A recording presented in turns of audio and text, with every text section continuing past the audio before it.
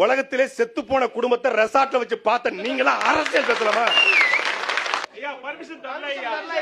ரிசோர்ட்ல வந்து பாட்டாரு. ஓகே, அதுக்கப்புறம் பர்மிஷன் தந்தா அப்படியே அறுத்து தள்ளிருப்பீங்க. பர்மிஷன் இல்லாம நீங்க ஒல்லரி கிழிக்கிறீங்க. ஏன் இந்த குடும்பத்தினரே வந்து அவர் நம்மளை பார்த்து பாரு, நம்மளை ஏத்துப்பாருன்னு சொல்லிட்டு மன்னிச்சு விட்டாரு. அவரும் மன்னிப்பு கேட்டாரு. சும்மா வேடிக்கை பார்த்து நிக்கிறவன் எல்லாம் கத்துறான்ப்பா. கண்டிக்கிறேன், சொல்ல சொல்லு. நான் இன்னைக்கு விஜய பேசுறேன். ஐயா சொல்லிட்டாரியா? ஐயா சொன்ன மாதிரியே பண்ணுமா?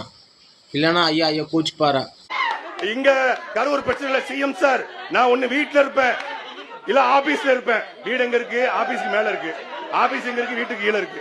நீங்க அவர் ஆபீஸ் வீடு எங்க இருக்குன்னு சொன்னீங்கல்ல, நீங்க எங்க இருக்கீங்கன்னு அவரே சொல்லியிருக்காருயா. கேளுங்கய்யா, எவ்வளவு வாட்டி சொன்னாலும் புரிய மாட்டேங்குதுயா. நம்மளுடைய கொள்கை எதிரி யாரு உங்களுக்கு புரியுதுல்ல? எனக்கு அது போதும்யா. அதனாலதான் எதிரிகள் யாருன்னு சொல்லிட்டு களத்துக்கு வந்திருக்கிறோம். அதனால அவங்கள மட்டும் தான் எதிர்ப்போம்.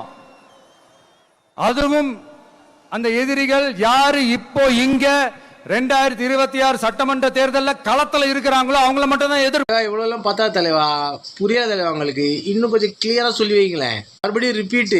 இந்த தேர்தலில் களத்துல இருக்கிறாங்களோ அவங்கள மட்டும் தான் எதிர்ப்போம். சும்மா களத்திலே இல்லாதவங்களையும், களத்துக்கும் அவங்களுக்கும் சம்பந்தமே இல்லாதவங்களையும் எதிர்க்கிற ஐடியாலாம் இல்ல பாஸ். நீங்க கேட்கிறீங்கன்றதுக்காக எல்லாம் எதிர்த்துட்டு இருக்க முடியாது பாஸ். எங்களுக்கு நிறைய வேலை இருக்குது. இவ்வளவுதான் பாஸ். என்ன வேணாம் வளர்கிட்டே இருங்க, கத்திட்டே இருங்க. அவர் சொல்ல விட சொல்லியிருக்காரு பாஸ். புரிஞ்சா புரிச்சுங்க, இல்லைன்னா விட்டுருங்க. அவர் சொன்ன மாதிரி புரிஞ்சா ஏத்துக்குங்க, இல்லைன்னா விட்டுருங்க. Free advice.